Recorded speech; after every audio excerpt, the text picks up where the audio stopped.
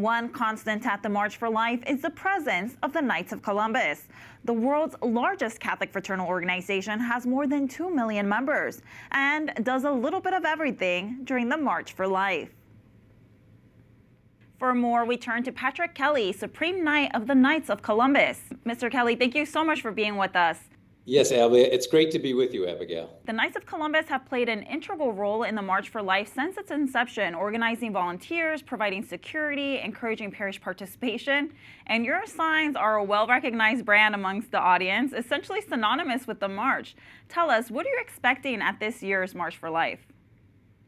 Well, I expect this year's March for Life is going to be big as last year's, maybe even bigger. You know, the crucial thing about the March for Life is it brings young people together and it really shapes hearts and minds, right? So many generations of people have come to the March, and I can speak from my own personal experience. I did as a young person, and that is what is so important. All these young people come, thousands and thousands of young people, and they realize that the March for Life is here, and they are not alone. That this is a great message for young people to experience, that their pro-life convictions are shared by hundreds of thousands of other people. And I think that's kind of the crucial thing about the March, is it really is an organization, and it's an event that builds solidarity among the pro-life movement.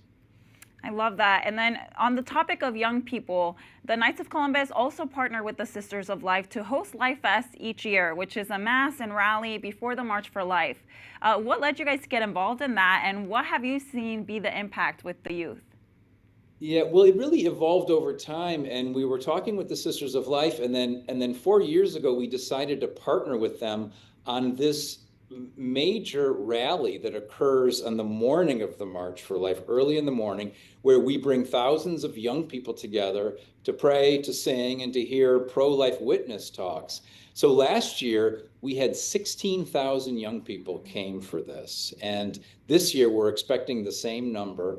And it really is, it's kind of a galvanizing moment, really, to shape young people. And they realize, I think, and no one does this better than the Sisters of Life, they realize that the pro-life message is really a joyful message, and it's one of vibrancy, and it's young, right? It's a young message, and I think so. That's why the Knights of Columbus have always been in lockstep with the Sisters of Life, but especially with Life Fest. That's incredible.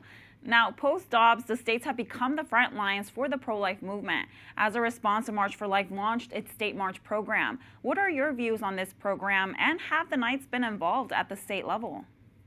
Yeah, our Knights at the state level are very involved, and this is where it's so important, because as you say, Abigail, after Dobbs, really so much of the action in the pro-life cause is now at the state level. So it's important that these state marches occur in state capitals, and that state legislators see the pro-life movement, and they see the cause, and they see the youth and the vibrancy. So that's why I think it's so important, to do this at the state level. Obviously, to march in Washington is really, really important, to be there at the U.S. Capitol and at the Supreme Court. But a lot of the action occurs also at the state, so it's important that we're there. Now, I want to ask you about Cardinal O'Connor, who helped start the Sisters of Life. Some have said that his cause for canonization might be opened. Could you comment on this? Yeah, well, Cardinal O'Connor was a great friend to the Knights of Columbus. He was a member of the Knights. As you know, he was a Navy admiral, right? He was chief of chaplains. So he was very much, I think, aligned with the Knights of Columbus, with our principle of patriotism. So that is really, we had an affinity with him, but even more so with his advocacy for life. As Archbishop of New York, he had a major platform, right, to bring to the world stage the message of life, and he did that so expertly.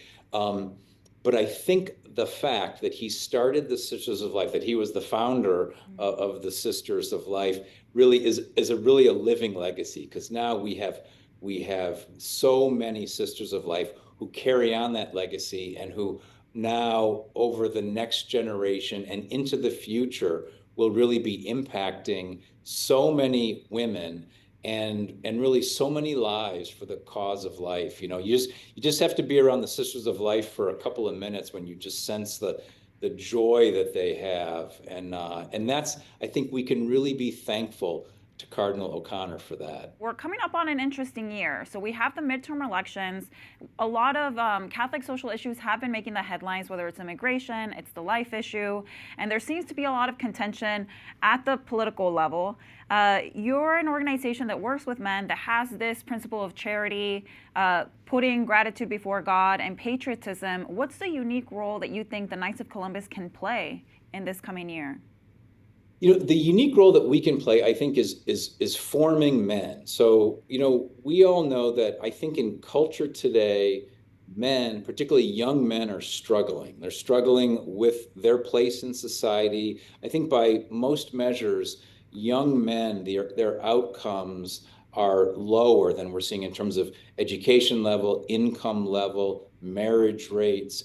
I think what the Knights of Columbus can do is they can help form men and give them a sense of meaning and mission. What does it mean to be an authentic Catholic man? What does it mean to live the good life, right? What does that really mean? And I think that's the most important thing we can do is to help men.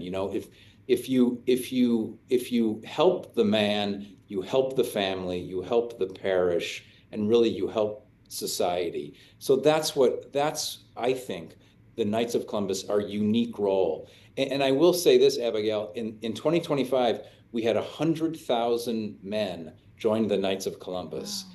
That is a record number. The last time we saw numbers like that was right after World War One.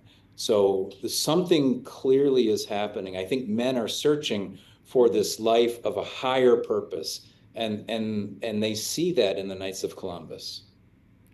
Amen. Well, Supreme Knight Kelly, thank you so much for your ministry and your mission and the way you're serving our men. Thank you, Abigail.